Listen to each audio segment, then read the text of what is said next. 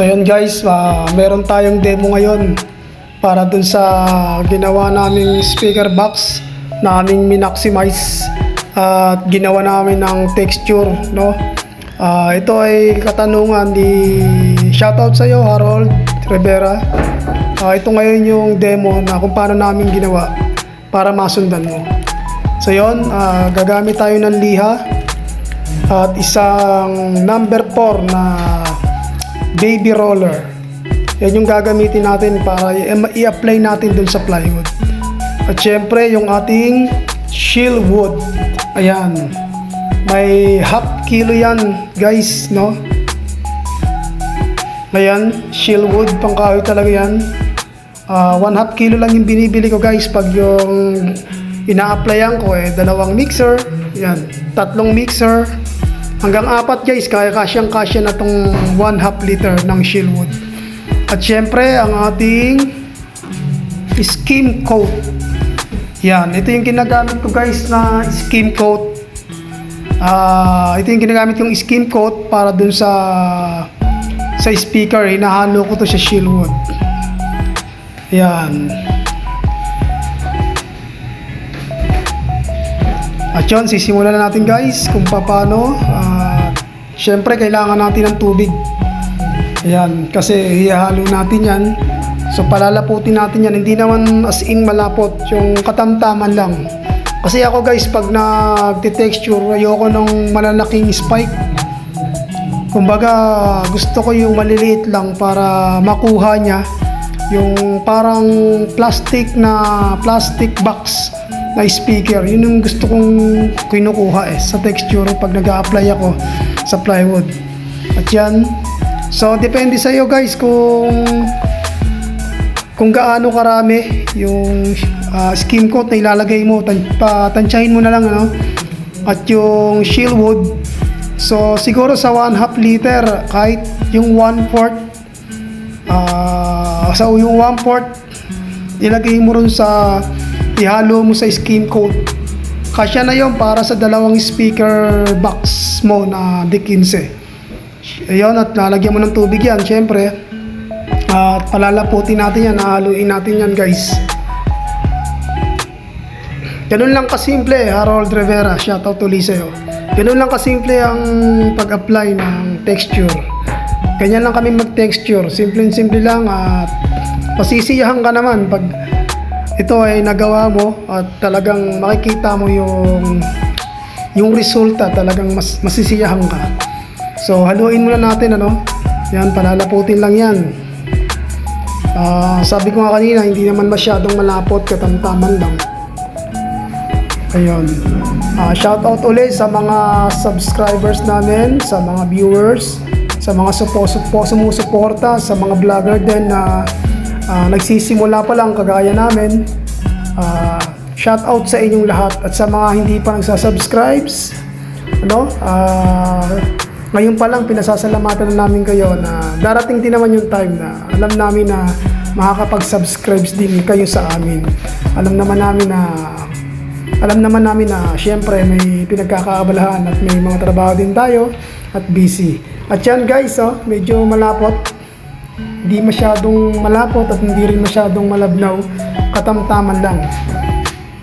At yun, gagamitan na natin ng baby roller. At meron na akong tinabing plywood rito. Ito yung pinagtabasan ko sa speaker, no? Kaya bilog siya. Diyan lang natin i-apply kasi demo lang naman to guys, no? Para makita lang ni Harold Rivera kung paano ginagawa. So lilihain mo muna yan bago mo applyan. Ayan. So pag naliha mo na, halimbawa speaker box yun ang nililiha ko, at saka mo siya applyan. Ayan. So ganyan lang guys, napakasimple lang, ano? Harold Rivera, simple lang. Depende sa iyo kung anong gusto mong texture. Kasi ako gusto ko talaga, sabi ko nga kanina, ayoko ng malalaking spike, gusto ko yung maliliit lang. Kaya ang ginagawa ko, pag na-applyan ko ng isa, patutuyuin ko muna yan.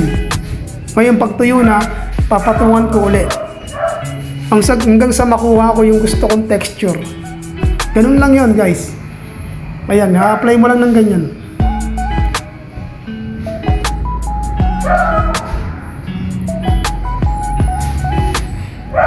So, tsaka sa pagliliha, no, ako kasi, pag nagliliha, kasi wala naman akong dikuryenteng pinambabaping, ang ginagawa ko sa liha, binabalutan ko ng malapad na maliit lang, mga 4x5, binabalot ko rin yung liha para flat na flat siya. Ayan guys, tingnan mo yung texture.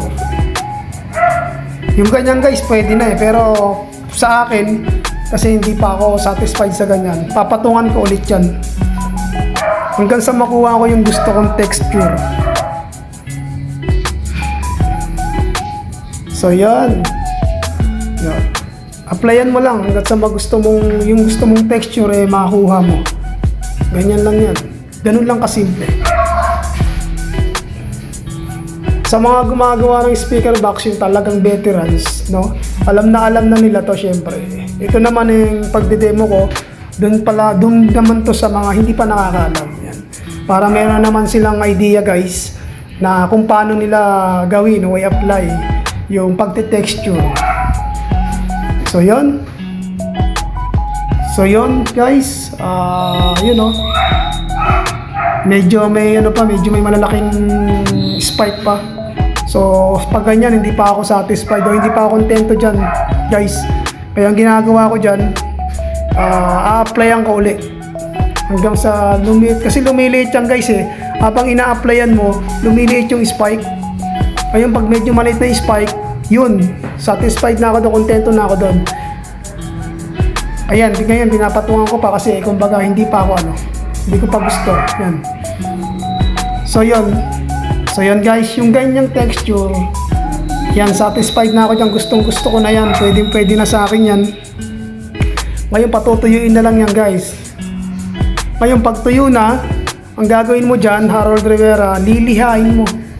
No, katulad ng sinabi ko kanina, yung liha mo siguro mga 150. Kasi pag bumili ka sa hardware, tatanungin ka kung anong, kasi may sasabihin yan 240, yung mga ganon na number. So piliin mo 150. Ngayon ibalot mo siya sa malapad na 3/4 na 4x5, maglagari ka. So may papakita ako sa iyo na finished product na ganon yung resulta ng texture. At ito yung ginagamit na namin to ito yung ginamit ko sa monitor namin. Papakita ko sa iyo yung finished product kung gaano kaganda. Wow! Kung makikita mo, para siyang plastic pag natuyo. Kasi nakakatulong din yung skim coat guys, kasi yung skim coat siya para siyang waterproofing. Kaya ito pag nababasa to, yung tubig talagang makikita mo kumbaga parang tumatalabog lang doon sa pinaka plywood, doon sa pinaka texture. Ayan, kung mapapansin mo, Harold Rivera, ganda, di ba? Para siyang plastic. Lalo na kung ikaw na yung gagawa nito at mag-a-apply dun sa speaker mo, matutuwa ka. Totoo yung sinasabi ko, matutuwa ka sa gagawin mong yan pag nakuha mo yung texture na gaya nito. Ito, matagal na namin ginagamit to, mga ilang buwan na rin.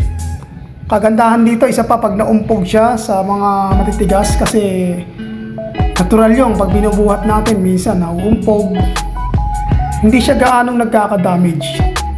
Madali siyang retokehin. So yun, okay, di ba? Maganda naman, no? So guys, sana nagustuhan mo yung video, sana masundan mo. Yun, salamat sa iyo sa inyong panonood. Nawa'y nakatulong ako sa maliit na tips, Salamat sa inyong lahat, nawa sa aming mga subscribers, sa aming mga viewers, more subscribers pa guys. Salamat sa inyong lahat, Ngayon pa lang pinasasalamatan na namin kayo. Na-appreciate namin yan guys, sa lahat ng ginagawa niyong pag-subscribe, sa lahat ng mga viewers. Salamat sa inyo guys. At muli, pagpalain tayo ng Panginoon. God bless us all. Count your blessing. Bye-bye.